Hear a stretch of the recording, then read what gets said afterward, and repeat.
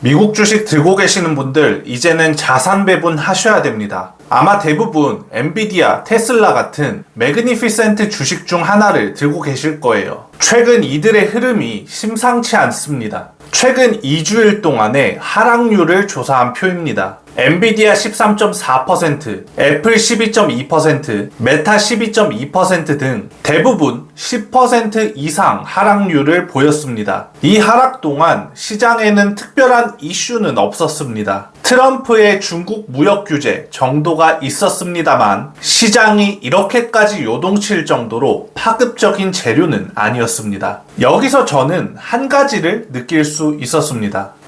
미국 주식 투자자들이 지금 수익 실현 욕구가 높아진 상태구나. S&P 500이 22년 말부터 50% 상승을 하면서 대부분 미국 주식에 투자했던 사람들은 수익권일 겁니다. 하지만 지금의 높은 지수가 부담되는 것 또한 사실입니다. 그래서 이런 트럼프의 중국 관세 부과 같은 조그마한 악재가 나오더라도 일부 수익 실현을 해버리는 것이죠. 그렇기 때문에 개별 주식의 하락은 더욱더 깊어질 수도 있다는 것이 저의 논리입니다. 오늘 이 영상은 이런 분들을 위해서 제작을 했습니다. 첫째, S&P 지수가 너무 상승해서 이제는 조금 부담스럽다. 둘째, 미국 주식을 어느 정도 수익 실현은 했는데 다음 투자를 어디로 해야 될지 고민이다. 이런 분들은 오늘 영상을 보시면 뇌 빼고 연에 5에서 8% 수익을 얻는 방법을 깨우치실 겁니다. 이 방법은 지금부터 딱 2년 정도만 유효할 것 같아요. 그래서 오늘 영상은 빨리 볼수록 이득이니까 꼭 끝까지 시청을 해주세요.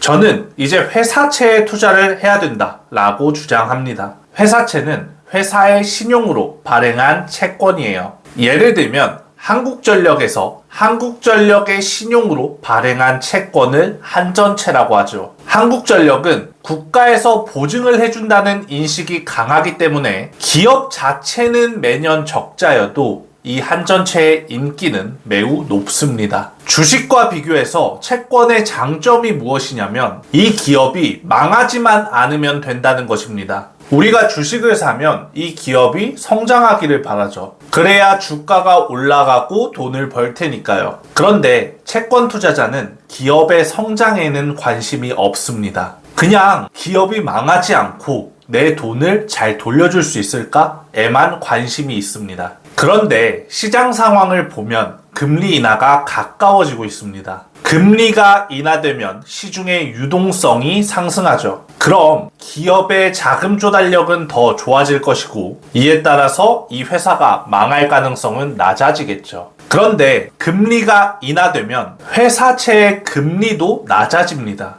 예를 들어 지금 한국전력의 회사채가 5%의 금리를 준다고 가정해봅시다. 기준금리가 낮아진 미래에는 3%밖에 주지 않을 가능성도 존재하는 겁니다. 그렇기 때문에 금리 인하가 임박한 바로 지금이 회사채의 금리가 가장 높은 시기라고도 볼 수 있는 겁니다. 앞서 말씀드렸듯 현재 S&P 500은 조금 더 상승할 수 있을까 고민되는 시기입니다. 이에 따라서 투자자들은 수익 실현 욕구가 커져 있죠. 최근 2주간 매그니피센트의 주가 하락률이 이를 뒷받침합니다. 그럼 S&P 500 투자가 고민되는 사람, 미국 주식을 이미 수익 실현한 사람들은 이제는 어디에 투자해야 될까 고민이 생기는 시기입니다. 회사채가 대안이 될 수 있습니다. 왜냐하면 지금 회사채의 금리가 가장 높은 시기이기 때문입니다. 앞으로 금리 인하가 예정되어 있고 그럼 기업이 망할 가능성은 낮아집니다. 그런데도 현재 회사채를 매입하면 연에 5에서 8% 정도 수익률을 올릴 수 있습니다. 나쁘지 않은 수익이고 9월, 11월이 되면 더 이상 이런 수익률은 볼 수가 없어질 것입니다. 자, 여기까지 따라오셨으면 오케이, 회사채를 사야 되는 건 알겠어. 그런데 수많은 회사가 있는데 이 중에서 어떤 회사 채권을 사야 되지? 라는 고민이 생길 수 있습니다. 이 고민을 제가 해결해 드리겠습니다. 딱 3가지만 보시면 돼요. 첫째, 최소 BBB 마이너 이상의 등급의 채권만 보시면 됩니다. 먼저 회사채 등급은 AAA부터 D까지 존재합니다. 당연히 AAA가 가장 신용도가 높은 거고 AA 플러스, AA, AA 마이너, A 플러스 순으로 점차적으로 내려옵니다. 간단하게 BBB 마이너 이상부터 사시면 됩니다. 왜냐하면 신용평가사에서 BBB 마이너 이상을 투자 등급으로 분류하기 때문이에요. 그 이하는 투기 등급으로 분류합니다. 고로 최소 BBB 마이너 이상의 등급만 보시면 됩니다. 둘째, 채권 만기는 25년 말 정도까지만 보시는 게 좋습니다. 만기가 길수록 기업이 망할 리스크는 높아집니다. 우리가 현재 회사채를 사는 근거는 금리나 사이클이 도래할 것이고 향후 1, 2년 동안은 유동성이 풍부해져서 기업이 망할 확률이 낮아진다는 것입니다. 고로 지금부터 1에서 2년 정도인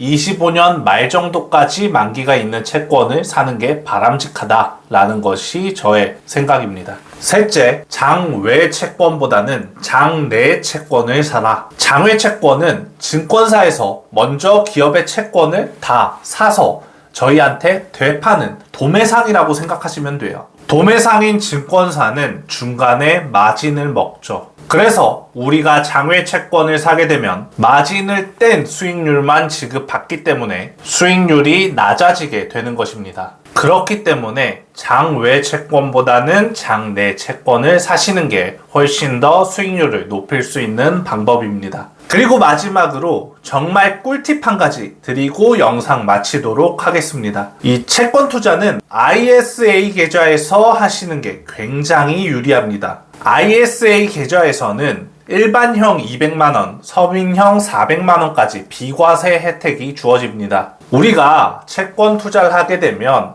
이자 수익을 지급받게 되죠. 이때 15.4% 세금이 발생합니다. 그래서 5% 수익률이라고 하더라도 세후 수익률은 4.23%밖에 안 되는 것이죠. 그러나 ISA 계좌에서는 이 5%의 수익률을 그대로 받을 수 있습니다. 다음 표는 일반 계좌와 ISA 계좌에서 같은 채권을 운용했을 때 차이나는 수익을 정리한 표입니다. ISA 계좌에서 운용을 하게 되면 5% 채권 금리일 때 일반 계좌보다 0.8% 수익률이 높습니다. 그리고 채권 금리가 높아질수록 이 수익은 점점 더 커지게 됩니다. 고로 회사채에 투자를 하실 거라면 일반 계좌보다는 ISA 계좌에서 운용을 하시는 게 비과세 혜택도 받을 수 있고 훨씬 더 수익률이 높아질 수 있는 방법이다 라고 기억해 두시면 됩니다. 오늘 영상 요약해 보겠습니다. 첫 번째, 회사채를 사라. 두 번째, BBB 마이너 이상 등급만 봐라. 세 번째, 만기는 25년 말 정도까지만 보자. 네 번째, 이거 중요하다고 했습니다.